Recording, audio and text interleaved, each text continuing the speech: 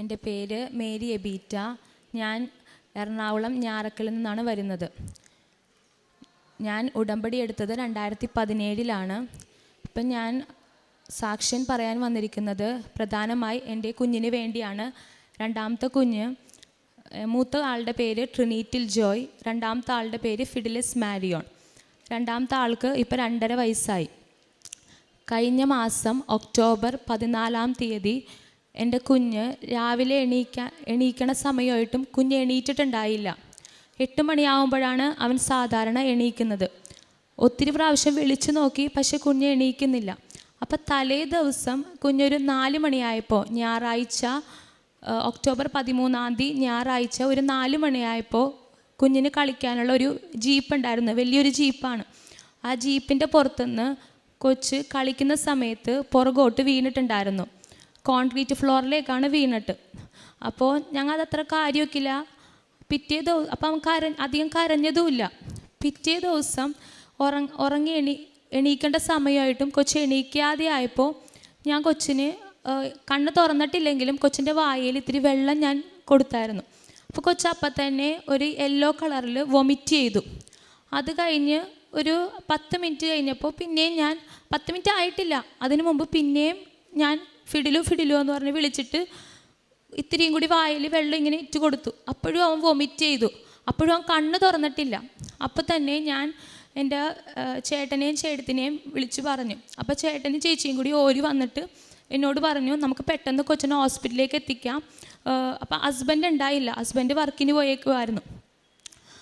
അപ്പോൾ പെട്ടെന്ന് തന്നെ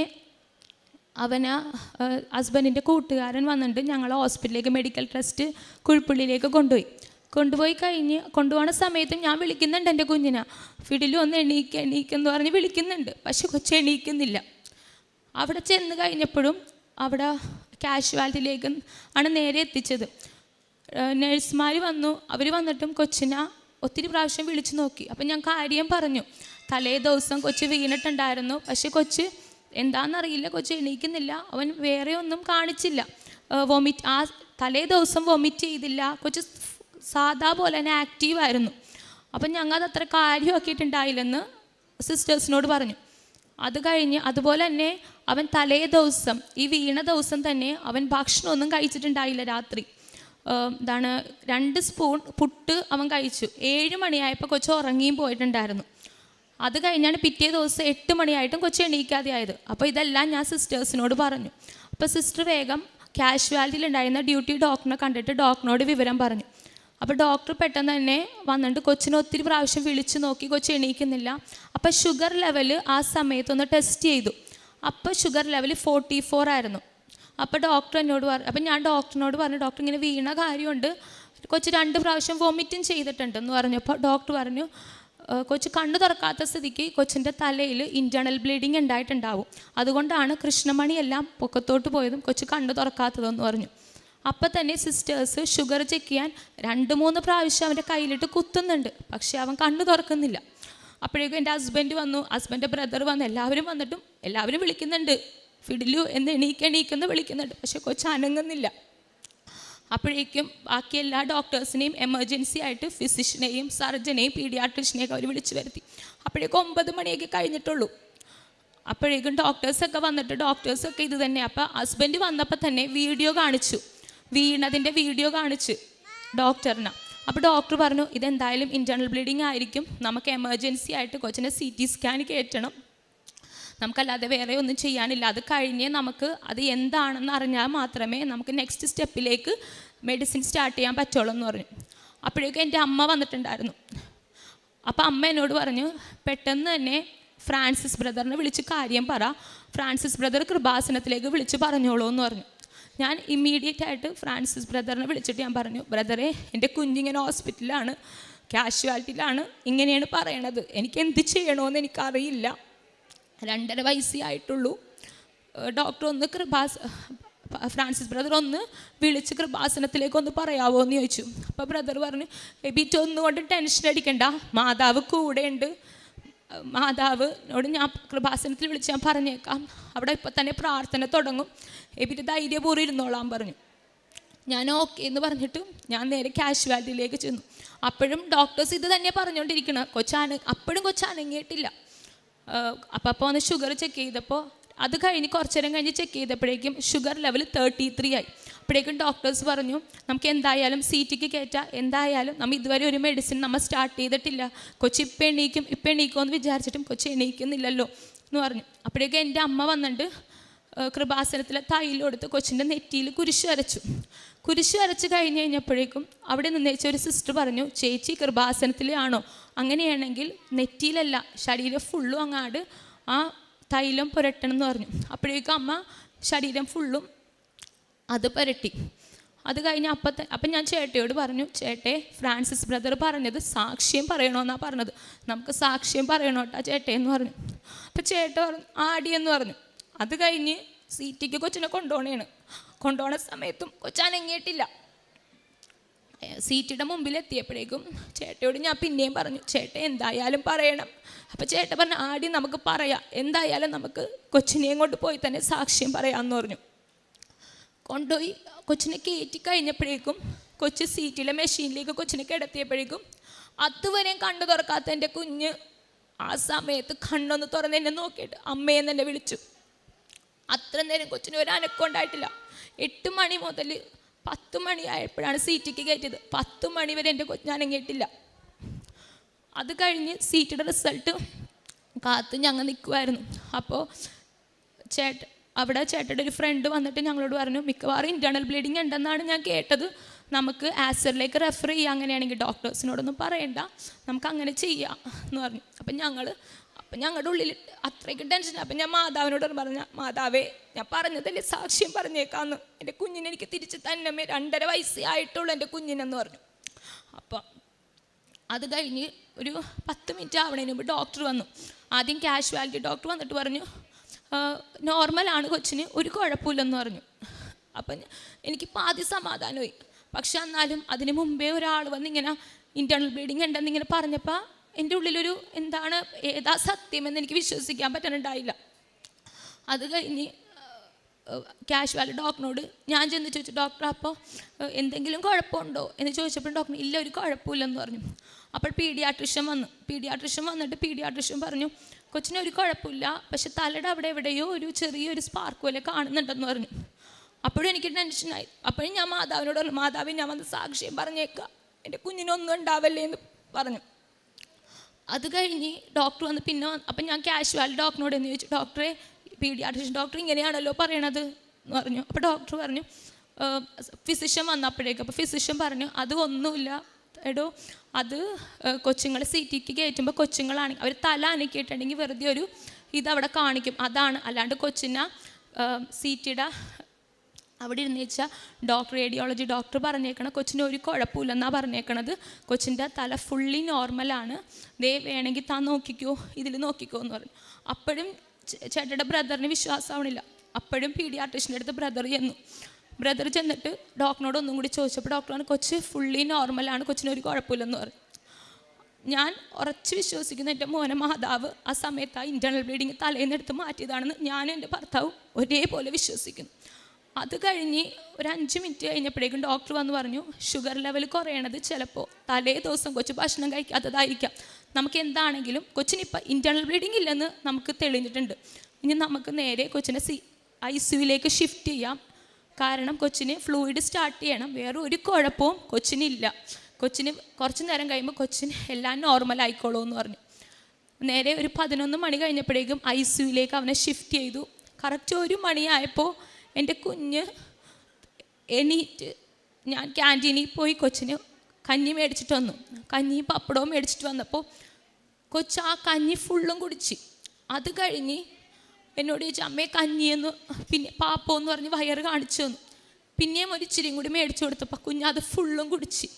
അങ്ങനെ അപ്പം ഷുഗർ ചെക്ക് ചെയ്തുകൊണ്ടിരുന്നു, എല്ലാം നോർമലായി. പിറ്റേ ദിവസം ഞങ്ങൾ ഹോസ്പിറ്റലിൽ നിന്ന് നേരെ റൂമിലേക്ക് മാറി. റൂമിൽ നിന്ന് ഞങ്ങൾ അപ്പം തന്നെ പിറ്റേ ദിവസം രാവിലെ തന്നെ ഡിസ്ചാർജ് മേടിച്ചു. അത് കഴിഞ്ഞ് ഒരാഴ്ച കഴിഞ്ഞപ്പോൾ കൊച്ചിന് വയറുവേദന വന്നു. അപ്പോൾ വയറുവേദന വേറെയുടെ ആണല്ലോ എന്നോർത്ത് ഞാൻ ചേട്ടയോട് പറഞ്ഞു വേറെയുടെ ഇരിക്കും, നമുക്ക് അത് ഹോമിയോ അല്ലേ കഴിക്കുന്നത്, നമുക്ക് കൊച്ചിന് ഹോമിയോ ഡോക്ടറിൻ്റെ അടുത്ത് കൊണ്ടുപോകാമെന്ന് പറഞ്ഞു. അപ്പോൾ ചേട്ടൻ പറഞ്ഞു ആന്ന് പറഞ്ഞു. അപ്പം ഞങ്ങൾ അന്ന് പള്ളിയിൽ പോയിട്ട് തിരിച്ചു വരുമായിരുന്നു. കൊരട്ടിപ്പള്ളിയിൽ പോയിട്ട് തിരിച്ചു വരുന്ന സമയത്ത് കൊച്ചിന് ഭയങ്കരമായിട്ട് വയറുവേദന കാണിച്ചിട്ട് കൊച്ചിങ്ങനെ കമന്ന് കിടക്കുന്നു കാറിൻ്റെ ഉള്ളിൽ. അപ്പോൾ മെഡിക്കൽ ട്രസ്റ്റിൽ ഡോക്ടർ അന്ന് ലീവായിരുന്നു, ദീപാവലിയുടെ അന്നായിരുന്നു. അപ്പോൾ ഞങ്ങൾ വേഗം ഹോമിയോ ഡോക്ടറിൻ്റെ അടുത്തോട്ട് കയറ്റി അവന് വേറെ മരുന്നും സ്റ്റാർട്ട് ചെയ്തു. 3 days ആയിരുന്നു മരുന്നിൻ്റെ. അപ്പം ഞാൻ 3-ാം ദിവസം മരുന്ന് തീർന്ന് കഴിഞ്ഞിട്ട് ഇവൻ്റെ വയറുവേദനയ്ക്ക് ഒരു ശമനവും ഇല്ല. അപ്പം കൊച്ചു വയറുവേദന എന്ന് പറഞ്ഞ് കമന്ന് കിടക്കും. അപ്പോൾ അന്ന് മരുന്ന് തീർന്ന് അന്ന് ഉച്ചക്ക് കൊച്ചു ഉറക്കത്തിൽ കിടന്ന് വയറുവേദന എന്ന് പറഞ്ഞ് കരയുന്നു. അപ്പോൾ ഉറക്കത്തിൽ കിടന്ന് കരഞ്ഞപ്പോൾ എനിക്ക് പെട്ടെന്ന് പേടിയായി. അപ്പം ഞാൻ വേഗം ചെന്ന് ചേട്ടയുടെ ഫ്രണ്ടിനെ വിളിച്ചു. അപ്പോൾ അവൻ എന്നോട് പറഞ്ഞു അവൻ കല്യാണം കഴിക്കാൻ വന്ന കുട്ടി ഇപ്പോൾ പീഡിയാട്രിഷ്യൻ MD എടുത്തുകൊണ്ടിരിക്കുക. അപ്പം ഞാൻ അവളോട് ചോദിച്ചു, കൊച്ചിനിങ്ങനെ വയറുവേദന വരുന്നുണ്ട്, 3 ദിവസമായി ഞാൻ വിരടെ മരുന്ന് കൊടുക്കുന്നു, പക്ഷെ കൊച്ചിന് ഒരു കുറവുമില്ല, കൊച്ചു വയറുവേദന എന്ന് പറഞ്ഞ് കരയുവാണ്, പുറക്കത്തിൽ പോലും കൊച്ചു കരഞ്ഞെന്ന് പറഞ്ഞു. അപ്പോൾ എന്നോട് പറഞ്ഞു, ചേച്ചി അങ്ങനെയാണെങ്കിൽ അപ്പൻഡിക്സിൻ്റെ ആയിരിക്കും, കൊച്ചിന് പെട്ടെന്ന് തന്നെ ഹോസ്പിറ്റലിലേക്ക് കൊണ്ടുപോയിക്കോ, മെഡിക്കൽ ടെസ്റ്റിലേക്ക് കൊണ്ടുപോയിക്കോളാൻ പറഞ്ഞു. ഞാൻ അപ്പം തന്നെ മെഡിക്കൽ ടെസ്റ്റിൽ ബുക്ക് ചെയ്തിട്ട് ഞാൻ ചേട്ടയോട് എന്ന് പറഞ്ഞു, ചേട്ടേ നമുക്ക് എന്തായാലും സാക്ഷ്യം പറയണം, ആഴ്ചകളെ കഴിഞ്ഞിട്ടുള്ളൂ, കൊച്ചിനെ നമ്മ മാതാവിന് കൊടുത്ത വാക്കാണ്, മാതാവ് നമുക്ക് നമ്മുടെ കുഞ്ഞിനെ തിരിച്ചു തന്നെങ്കിൽ നമ്മൾ മാതാവിനോട് സത്യസന്ധത പുലർത്തണം, നമുക്ക് എന്തായാലും പറയണം ചേട്ടേ. ഇപ്പം മെഡിക്കൽ ടെസ്റ്റിൽ കൊണ്ടുപോകുമ്പോൾ കൊച്ചിന് ഒരു കുഴപ്പമില്ലെന്ന് ഡോക്ടർ പറയണമെങ്കിൽ കൊച്ചിനെയും കൊണ്ട് നമുക്ക് എന്തായാലും സാക്ഷ്യം പറഞ്ഞേ പറ്റുള്ളൂ എന്ന് പറഞ്ഞു. ചേട്ടൻ പറഞ്ഞു പറഞ്ഞേക്കാമെന്ന് പറഞ്ഞു. ഞങ്ങൾ നേരെ കൊച്ചിനെയും കൊണ്ട് മെഡിക്കൽ ടെസ്റ്റിൽ പോയി പീഡിയാട്രിഷ്യനെ കാണിച്ചപ്പോൾ ഡോക്ടർ പറഞ്ഞു, കൊച്ചിന് ഒരു കുഴപ്പമില്ലല്ലാടോ കൊച്ചിന്. എന്നിട്ട് കൊച്ചിനോട് ചോദിച്ചു, എടാ നിനക്ക് വേദന ഉണ്ടോ വയറെന്ന് ചോദിച്ചു. ഇല്ലെന്ന് പറഞ്ഞ് കൊച്ചു തലയാട്ടി ഇങ്ങനെ കാണിച്ചു. പിന്നെ ഈ നിമിഷം വരെ എൻ്റെ കുഞ്ഞിന് വയറുവേദന വന്നിട്ടില്ല. കൊച്ചിന് ഞാൻ വിശ്വസിക്കുന്നു മാതാവ് അത് പൂർണ്ണമായി എൻ്റെ കുഞ്ഞിൽ നിന്ന് എടുത്ത് മാറ്റിയതാണെന്ന് ഞാൻ പൂർണ്ണമായി വിശ്വസിക്കുന്നു. അതുപോലെ തന്നെ ഞാൻ 2017 ആദ്യമായി തപസ് ധ്യാനം കൂടാനായിട്ടാണ് ഞാൻ ഇവിടെ വന്നത്. ആ തപസ് ധ്യാനം കൂടെ തന്നെ ഞാൻ ഉടമ്പടിയും എടുത്തായിരുന്നു. ഉടമ്പടി എടുക്കണത് എൻ്റെ വിവാഹം നടക്കാൻ വേണ്ടിയാണ് ഞാൻ ഉടമ്പടി എടുക്കുന്നത്. ഞാൻ ഒക്ടോബറിലാണ് ഫസ്റ്റ് വീക്കാണ് ഉടമ്പടി എടുക്കണതും തപസ് ധ്യാനം കൂടണതും. അത് കഴിഞ്ഞ് ഞാൻ വീട്ടിൽ ചെന്ന് നവംബറിൽ മരിയൻ തീർത്ഥാടനത്തിനും ഞാൻ കൂടിയായിരുന്നു. അപ്പോൾ ആകെ ഒരു ഇതെന്ന് പറഞ്ഞാൽ വിവാഹം നടക്കണം, എൻ്റെ വീട്ടിലെ എല്ലാ കാര്യങ്ങളും മാതാവ് എനിക്ക് നടത്തി തന്നെ ഉണ്ടായിരുന്നു. കാരണം ഞാൻ കോൺവെൻറ്റിലായിരുന്നു 3.5 വർഷം, സിസ്റ്ററാവാൻ പോയിട്ട് തിരിച്ച് വന്നതാണ്. അപ്പോൾ അതിൻ്റെതായ കുറേ പ്രശ്നങ്ങൾ എനിക്കുണ്ടായിരുന്നു. അപ്പോൾ പിന്നെ എൻ്റെ വീട് ചെറുതായിരുന്നത് കൊണ്ടും എൻ്റെ വിവാഹങ്ങൾ വരുന്നവരെല്ലാം വീട് ചെറുതാണെന്ന് പറഞ്ഞാൽ പോയിക്കൊണ്ടിരുന്നേച്ചത്. അപ്പോൾ അതെല്ലാ ടെൻഷനും കൊണ്ടാണ് ഞാനിവിടെ വന്നത്. അപ്പം ഞാൻ മാതാവിനോട് പറഞ്ഞു, എനിക്ക് എൻ്റെ മാതാപിതാക്കൾക്കും എൻ്റെ സഹോദരനും യോജനായ ഒരു മകനെ, ഒരു കുടുംബത്തിനെ ആയിരിക്കണം മാതാവ് എനിക്ക് തന്നെ എന്ന് പറഞ്ഞാണ് ഞാനിവിടെ വന്ന് പ്രാർത്ഥിച്ചത്. നവംബറിൽ എൻ്റെ ചേട്ടൻ വന്ന് പെണ്ണ് കാണാൻ വന്നു. അത് കഴിഞ്ഞ് ജനുവരിയൊക്കെ ആയപ്പോൾ ഞങ്ങളുടെ കല്യാണം ഉറപ്പിച്ച് 2-3 ദിവസം കഴിഞ്ഞപ്പോഴേക്കും എൻ്റെ അമ്മ ചേട്ടയോട് പറഞ്ഞു, വിപിൻ എന്തായാലും ചെന്ന് ഉടമ്പടി എടുക്കണം, കാരണം നിങ്ങളുടെ ജീവിതത്തിൽ ഇനി ഒത്തിരി കാര്യങ്ങളുണ്ട്, കല്യാണം കഴിഞ്ഞിട്ടുണ്ടെങ്കിൽ അപ്പോൾ സ്ഥലം മേടിക്കണം, വീട് വെക്കണം, ഇതെല്ലാം നിങ്ങളുടെ ജീവിതത്തിൽ ഇമ്പോർട്ടൻ്റ് ആണ്. അപ്പോൾ ചേട്ടയ്ക്ക് 3 മക്കളാണ്, ചേട്ടൻ നടുക്കത്തതാണ്, അപ്പോൾ ഇതെല്ലാം നമുക്ക് വേണ്ടതാണെന്ന് പറഞ്ഞു. ഞാനും ചേട്ടയും എൻ്റെ അമ്മയും ചേട്ടയുടെ അമ്മയും കൂടി ഇവിടെ വന്നു. ചേട്ടയെ കൊണ്ട് ഞങ്ങളുടെ കല്യാണത്തിന് മുമ്പ് തന്നെ ചേട്ടൻ ഉടമ്പടി എടുത്തു. ഉടമ്പടിയിൽ ചേട്ടയെ വെച്ചത് ഞങ്ങളുടെ കല്യാണം ഏറ്റവും മനോഹരമായി നടക്കണം, തടസ്സങ്ങളൊന്നും കൂടാതെ നടക്കണം, സ്ഥലം മേടിക്കണം, വീട് വെക്കണം, സമാധാനപരമായ ഒരു ജീവിതം ഉണ്ടാകണമെന്നായിരുന്നു ചേട്ടൻ വെച്ചത്. അതുപോലെ തന്നെ വിവാഹം നടന്നു, ഏറ്റവും മനോഹരമായി നടന്നു. അതിനുശേഷം ഞങ്ങൾ 1 വർഷം തികയണതിന് മുമ്പ് ഞാൻ ഗർഭിണിയാവുകയും അത് കഴിഞ്ഞ് ഞാൻ 5 സെൻറ്റ് സ്ഥലത്തിന് വേണ്ടിയാണ് എൻ്റെ മാതാവിനോട് ഞാൻ ഇവിടെ വന്ന് ചോദിച്ചത്. പക്ഷേ എനിക്ക് മാതാവ് ചേട്ടയുടെ വീടിൻ്റെ അടുത്ത് തന്നെ 10 സെൻറ്റ് സ്ഥലം മാതാവ് എനിക്ക് തന്നു. 10 സെൻറ്റ് സ്ഥലവും തന്നു. അതുപോലെ തന്നെ അവിടെ കഴിഞ്ഞതിന് മുമ്പത്തെ വർഷം ഞാൻ വീട് വെച്ചു. അപ്പോൾ വീട് വെക്കുന്ന എല്ലാ മാസവും ഞാനും എൻ്റെ ഹസ്ബൻഡും എൻ്റെ കുഞ്ഞുങ്ങളായിട്ട് ഇവിടെ വരാറുണ്ട്. ഇന്നീ നിമിഷം വരെ 1 മാസം പോലും ഞാൻ ഡെലിവറി കഴിഞ്ഞ് 3 മാസം റെസ്റ്റിന് വേണ്ടി നിന്നതല്ലാതെ 1 മാസം പോലും എൻ്റെ മാതാവിനെ കാണാതിരിക്കാണ്ട് ഞാൻ നിന്നിട്ടില്ല. ഞാൻ അത് ഓർത്തില്ലെങ്കിലും എൻ്റെ ഹസ്ബൻഡ് പറയും എന്നോട്, എടി കൃപാസനത്തിൽ പോകാമെന്ന് പറഞ്ഞ് ഞങ്ങൾ മുടക്കം കൂടാതെ ഇവിടെ വരാറുണ്ട്. അതുപോലെ ഞാൻ മാതാവിൻ്റെ അടുത്ത് എൻ്റെ വീട് പണി കഴിഞ്ഞ് താമസിച്ച് കഴിഞ്ഞപ്പോൾ ഒരു ദിവസം ജനുവരി 1-ാം തീയതി താമസിച്ചു. ജനുവരി 28-ാം തീയതി എന്തോ ആയപ്പോൾ രാത്രി ഞാൻ ചൂടുവെള്ളം എടുത്തതാണ്, ഒരു കുഞ്ഞിക്കലത്തിൽ ചൂടുവെള്ളം എടുത്തതാണ്. അപ്പോൾ എൻ്റെ കുഞ്ഞിൻ്റെ മേത്തോട് എൻ്റെ മോൻ എന്നെ വിളിച്ചപ്പോൾ, മൂത്ത ആളെന്നെ വിളിച്ചപ്പോൾ തിരിഞ്ഞപ്പോൾ കുഞ്ഞിൻ്റെ മേത്തോട്ട് വെള്ളം വീഴാതിരിക്കാൻ ഞാനത് ഇങ്ങനെ ചരിച്ചപ്പോൾ നേരെ എൻ്റെ മേത്തോട്ട് തന്നെ ഫുള്ളും വീണു. അപ്പോൾ എൻ്റെ കാലിൻ്റെ തൊട ഫുള്ളും ചൂടുവെള്ളം, തിളച്ച വെള്ളമായിരുന്നു, ഫുള്ളും പൊള്ളിപ്പോയി. പിറ്റേ ദിവസം ആയുർവേദ മരുന്ന് എനിക്ക് എൻ്റെ അപ്പനും അമ്മയും കൂടി കൊണ്ടുവന്ന് തന്നു. അത് ഞാൻ തേച്ചു. പക്ഷേ അത് ഒരു കുറവുണ്ടായില്ല. അത് കഴിഞ്ഞ് ഒരാഴ്ച കഴിഞ്ഞപ്പോൾ അപ്പോൾ എന്നോട് ഡോക്ടർ ആയുർവേദ മരുന്ന് നമ്മൾ തേക്കുമ്പോൾ കുളിക്കാൻ പാടില്ലെന്ന് പറഞ്ഞിട്ടുണ്ടായിരുന്നു. അപ്പം ഞാൻ ഒരാഴ്ച കുളിച്ചില്ല. അത് കഴിഞ്ഞ് പിന്നത്തെ ഞാൻ കുറയാതെ ആയപ്പോൾ അത് ഹോമിയോ ഡോക്ടറിൻ്റെ അടുത്ത് പോയി. അപ്പോൾ അത് പഴുക്കാൻ തുടങ്ങിയിട്ടുണ്ടായിരുന്നു. അപ്പോൾ ഡോക്ടറും തന്നു എനിക്ക് മരുന്ന്, അവിടെ തേക്കാൻ ഓയിൽമെൻറ്റ് തന്നു. ഒരു കുറവുണ്ടായില്ല. നല്ല വേദനയായിരുന്നു എനിക്ക്. എന്നാലും ഞാൻ ഒരുവിധം എൻ്റെ വീട്ടിലെ ജോലികളൊക്കെ ഞാൻ തന്നെ ചെയ്യുമായിരുന്നു. എന്നാലും ഡ്രസ്സിങ്ങിനും എല്ലാത്തിനും നമ്മൾ നോക്കണം, കാരണം ഫുൾ തൊടയും പൊള്ളിയിരിക്കണേ, തൊലി ഫുള്ളും പോയിട്ടുണ്ടായിരുന്നു എൻ്റെ. അപ്പോൾ ഒരു ദിവസം വൈകുന്നേരം പ്രാർത്ഥന എത്തിക്കുന്ന സമയത്ത്, സന്ധ്യാപ്രാർത്ഥന ചെല്ലുന്ന സമയത്ത് എൻ്റെ മൂത്ത മോൻ എന്നോട് പറഞ്ഞ്, അമ്മേ മാതാവിൻ്റെ തൈലം എടുത്ത് പെരട്ടമ്മയെന്ന് പറഞ്ഞു. അപ്പം അപ്പോഴാണ് ഞാൻ ഓർത്തത്, അതുവരെ ഞാൻ ഓർത്തിട്ടുണ്ടായില്ല. ഞാൻ വേഗം എൻ്റെ മോൻ ആ തൈലം എടുത്തിട്ട് വന്ന് എൻ്റെ കാലിൻ്റെ അവിടെ എൻ്റെ മോൻ തന്നെ എന്നെ പെരട്ടി തന്നിട്ട് പത്രം എടുത്ത് ഞാൻ അവിടെ വെച്ചു. 2 ദിവസവും കൂടി ആയില്ല, പഴുത്തിരുന്നേച്ചാൽ പൊള്ളിയിരുന്ന സ്ഥലം ഫുള്ളും ഒരു പാട് പോലും ഇല്ലാതെ സാധാ പോലെ ഉണങ്ങിക്കിട്ടി എനിക്ക്. അതിൻ്റെ പരിശുദ്ധ മാതാവ് തൈലത്തിലൂടെ എന്നെ അനുഗ്രഹിച്ചതാണെന്ന് ഞാൻ പൂർണ്ണമായി വിശ്വസിക്കുന്നു. അതുപോലെ തന്നെ എനിക്ക് എൻ്റെ വീട്ടിൽ നിന്ന് തന്നത് 5 സെൻറ്റ് സ്ഥലം എനിക്ക് തന്നിട്ടുണ്ടായിരുന്നു. അപ്പോൾ എനിക്ക് ഒത്തിരി പ്രശ്നങ്ങൾ കാരണം എനിക്ക് കടത്തിൻ്റെ അല്ലാതെ എനിക്ക് ഒരു ഡിപ്രഷൻ മൂഡിലായപ്പോഴേക്കും എനിക്ക് ആ സ്ഥലം എങ്ങനെയെങ്കിലും എനിക്കൊന്ന് വിറ്റ് പോകണമെന്നുണ്ടായിരുന്നു. അങ്ങനത്തെ ഒരു അവസ്ഥ എനിക്ക് വന്നപ്പോൾ ഞാൻ കാണാൻ പാടില്ലാത്ത ആ വീട്ടിൽ വെച്ച് കണ്ടു. അപ്പോൾ എനിക്ക് ഉൾക്കൊള്ളാൻ പറ്റുന്നുണ്ടായില്ല ആ വീട്. അപ്പം നല്ല സ്ഥലമായിരുന്നു, നല്ലൊരു പ്രോപ്പർട്ടി ആയിരുന്നു. എൻ്റെ അപ്പൻ അത്രയും ആഗ്രഹത്തോടെ മേടിച്ചതാണ്, എനിക്കത് തന്നതുമാണ് അവർ. പക്ഷേ അവസാനം എൻ്റെ അപ്പനും അമ്മ പോലും പറഞ്ഞു, എന്നാൽ വിറ്റേക്കടി എന്ന് പറഞ്ഞു. അപ്പം അത് ഞാൻ എങ്ങനെയെങ്കിലും അതിൻ്റെ തലേന്നൊന്ന് പോകാൻ ഞാൻ ഒത്തിരി പ്രാർത്ഥിക്കുമായിരുന്നു. പക്ഷേ ഒരു ദിവസം ഞാനൊരു സാക്ഷ്യം കേട്ടു. പുറത്തോട്ട് പോകാൻ, UK പോകാൻ ഒരു മകന് പറ്റാതെ ആയപ്പോൾ ആ മകൻ IELTS എഴുതി പ്രായം കവിയാറായി.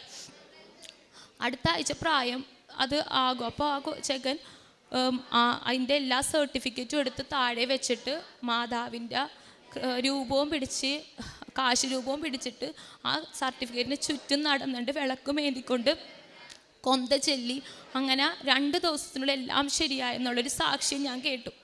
അപ്പോൾ കേട്ട് കഴിഞ്ഞപ്പോൾ ഞാൻ വേഗം റൂമിൻ്റെ ഉള്ളിൽ കയറിയിട്ട് ഒരാഴ്ച ആധാരം താഴെ വെച്ചിട്ടുണ്ട്, ഒരു കുഞ്ഞി തിരിയും പിടിച്ചിട്ടുണ്ട്, ഈ കാശ് രൂപം കൈ പിടിച്ച് മാതാവിൻ്റെ പ്രത്യക്ഷീകരണ പ്രാർത്ഥനയും കൊന്തയും കൂടി ഒരുമിച്ച് ചൊല്ലി ഞാൻ മുട്ടുമേ ചൊല്ലിക്കൊണ്ട് ഞാൻ ആ പ്രാർത്ഥന എല്ലാ ദിവസവും എൻ്റെ ജോലികളൊക്കെ തീർത്തിട്ട് 1 മണിക്ക് ഞാനത് ചെല്ലുമായിരുന്നു. ഒരാഴ്ച കഴിയണതിന് മുമ്പ് എൻ്റെ മോൻ അപ്പോഴേക്കും ഹോസ്പിറ്റലിൽ അഡ്മിറ്റായി. അപ്പോൾ എനിക്ക് സങ്കടമായിരുന്നു, കാരണം ഞാൻ ചെയ്തുകൊണ്ടിരുന്നേച്ചത് പിന്നെ എനിക്ക് കണ്ടിന്യൂ ചെയ്യാൻ പറ്റുന്നില്ലല്ലോ മാതാവേന്ന് ഓർത്ത് ഞാൻ വിഷമിച്ചു. അപ്പോൾ ഒരു 3-ാമത്തെ ദിവസം ആയപ്പോഴേക്കും ഒരു ബ്രോക്കർ എന്നെ വിളിച്ച്, ബ്രോക്കറല്ല എൻ്റെ ഒരു കസിൻ തന്നെയാണ്. അപ്പോൾ എന്നെ വിളിച്ചിട്ട് എന്നോട് പറഞ്ഞു, എബീറ്റ ഒരു സ്ഥലം ഒരാൾക്കാർ വന്നിട്ടുണ്ട്, അവർക്ക് ആ സ്ഥലം ഭയങ്കരമായിട്ട് ഇഷ്ടപ്പെട്ട് ഇന്ന് കൊണ്ടേ കാണിച്ചതേ ഉള്ളൂ, പക്ഷെ അവർക്ക് നിൻ്റെ പ്രോപ്പർട്ടി എടുക്കാൻ നല്ല ആഗ്രഹമുണ്ട്, അത് വീടും കൂടി ഉണ്ട് ആ സ്ഥലത്ത്, അപ്പോൾ അവർക്ക് എടുക്കാൻ ആഗ്രഹമുണ്ട്, നാളെ തന്നെ ഒരു അഡ്വാൻസ് തരാമെന്ന് എന്നോട് പറഞ്ഞു. അപ്പോൾ എനിക്ക് വിശ്വസിക്കാൻ പറ്റുന്നുണ്ടായില്ല, കാരണം എൻ്റെ ഉള്ളിൽ ഞാൻ ആ പ്രാർത്ഥന എനിക്ക് കണ്ടിന്യൂ ചെയ്യാൻ പറ്റിയില്ലല്ലോ മാതാവേ, ഞാനിനി എന്ത് ചെയ്യുമോ എന്നുള്ളൊരു വേദനയായിരുന്നു. പക്ഷേ അത് കണ്ടിന്യൂ ചെയ്യാതെ അത് നിന്ന് പോയത് എൻ്റെ കുറ്റം കൊണ്ടല്ലെന്ന് മാതാവിനറിയാം. പക്ഷെ മാതാവ് അവിടെ അത്ഭുതം പ്രവർത്തിച്ചു. ആ ദിവസം പിറ്റേ ദിവസം എൻ്റെ മോനെ ഡിസ്ചാർജ് ചെയ്ത് തിരുവോണത്തിൻ്റെ അന്നായിരുന്നു. അന്ന് എനിക്ക് അവർ ഫാമിലി ആയിട്ട് വന്നിട്ട് എൻ്റെ കയ്യിൽ അഡ്വാൻസ് തന്നു. 6 മാസം തികയുന്നതിന് മുമ്പ്, ഞങ്ങളുടെ പുതിയ വീട്ടിലേക്ക് ഞങ്ങൾ താമസിച്ച് 2 മാസം ആവുന്നതിന് മുമ്പ് എനിക്ക് അവർ ഫുൾ പേയ്മെൻറ്റും ചെയ്ത് രജിസ്റ്റർ ചെയ്ത് എല്ലാം കഴിഞ്ഞ് ആ വീട് എൻ്റെ കയ്യിൽ നിന്ന് പോയി. എനിക്ക് അത്രയും സമാധാനവും സന്തോഷം കിട്ടിയൊരു കാര്യമില്ല, കാരണം ഞാൻ അത്രയ്ക്കും ഡിപ്രഷനിലായിരുന്നു. അതെൻ്റെ കയ്യിൽ നിന്ന് പോകണം, കാരണം എനിക്ക് അങ്ങനത്തെ ഒരു അവസ്ഥയായിരുന്നു എനിക്കും എൻ്റെ ഹസ്ബൻഡിനും. പക്ഷെ അത് മാതാവ് എനിക്ക് ചെയ്തു തന്നതാണെന്ന് ഞാൻ പൂർണ്ണമായി വിശ്വസിക്കുന്നു. അതുപോലെ തന്നെ 2017 മുതൽ ഇന്ന് ഈ നിമിഷം വരെ ഞാൻ മാതാവിനോട് എന്തെല്ലാം ചോദിച്ചിട്ടുണ്ടോ അത് എല്ലാം മാതാവ് ഒരു കാര്യം പോലും വിടാതെ എനിക്ക് ചെയ്തു തന്നിട്ടുണ്ട്. അത് എനിക്ക് മാത്രമല്ല, എനിക്ക് ഏറ്റവും വലുത് നല്ലൊരു ഹസ്ബൻഡിനെ തന്നു, നല്ലൊരു കുടുംബം തന്നു, എന്നെ അത്രയ്ക്ക് സ്നേഹിക്കുന്ന ഒരു അപ്പനെയും അമ്മനെയും സഹോദരങ്ങളെയും തന്നു എനിക്ക്. അതിനും ഞാനും എൻ്റെ മാതാപിതാക്കളും എൻ്റെ കുടുംബവും മാതാവിനോട് എന്നും കടപ്പെട്ടിരിക്കുന്നു. അമ്മേ മാതാവേ നന്ദി. 17-14 കർത്താവെ, എന്നെ സുഖപ്പെടുത്തണമേ, അപ്പോൾ ഞാൻ സൗഖ്യമുള്ളവനാകും. എന്നെ രക്ഷിക്കണമേ, അപ്പോൾ ഞാൻ രക്ഷപ്പെടും. അങ്ങ് മാത്രമാണ് എൻ്റെ പ്രത്യാശ. മേരി അബിത എന്ന് പറയുന്ന ഈ മകൾ ജീവിത പങ്കാളിയോടും കുഞ്ഞിനോടുമൊപ്പം പരിശുദ്ധമ്മയുടെ തിരുനടയിൽ വലിയ സന്തോഷത്തോടും നന്ദിയോടും കൂടി ജീവിതാനുഭവങ്ങളെ പങ്കുവയ്ക്കുകയാണ്.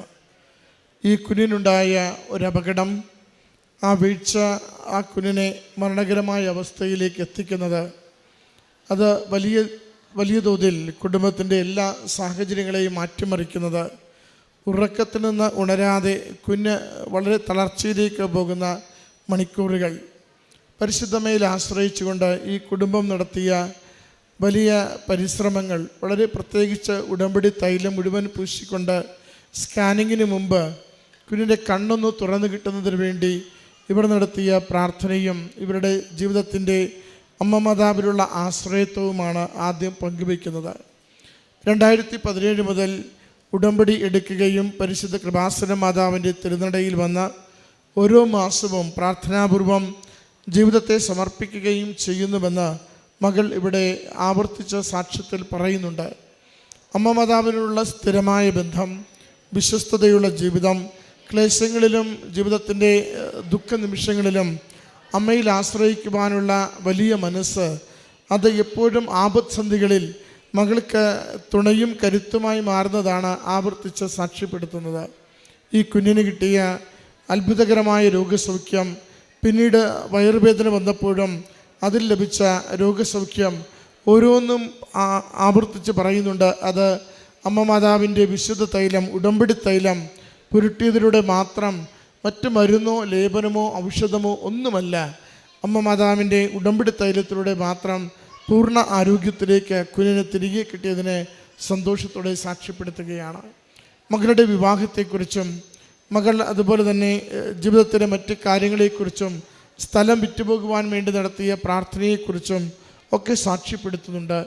കുടുംബം പരിശുദ്ധ അമ്മ മാതാവിൽ ആശ്രയിച്ച് മുന്നോട്ട് കൊണ്ടുപോവുകയും അമ്മ മാതാവ് എത്ര ക്ലേശകരമായിക്കോട്ടെ, എത്ര കണ്ട് ജീവിതം സങ്കടത്തിലേക്ക് മാറുന്ന അവസ്ഥകളിലാവട്ടെ, അപ്പോഴൊക്കെയും പ്രത്യാശ പകർന്നുകൊണ്ട് ഏറ്റവും ഉചിതമായ തീരുമാനങ്ങൾ എടുക്കുവാൻ, ഏറ്റവും ഉചിതമായ അനുഗ്രഹങ്ങൾ കൈമാറിക്കൊണ്ട് ഞാൻ കൂടെയുണ്ട്, കൂടെ സഞ്ചരിക്കുന്ന അമ്മ മാതാവാണ്, ഏതവസ്ഥയിലും കൈപിടിച്ച് നന്മയ്ക്ക് വേണ്ടിയും സൗഖ്യത്തിനു വേണ്ടിയും ഞാൻ സഹായിക്കുന്ന അമ്മയാണെന്ന് ഈ കുടുംബത്തോട് ആവർത്തിച്ച് പങ്കുവച്ചതിനെയാണ് ഈ മക്കളിവിടെ സാക്ഷ്യപ്പെടുത്തുന്നത്. ഇവർക്ക് ലഭിച്ച ഓരോ അനുഗ്രഹത്തെയും നന്ദിപൂർവ്വം ഓർത്തുകൊണ്ട് അമ്മ മാതാവിനും തിരുക്കുമാരനും കരഘോഷത്തോടു കൂടി ഈ സാക്ഷ്യം നമുക്ക് സമർപ്പിക്കാം.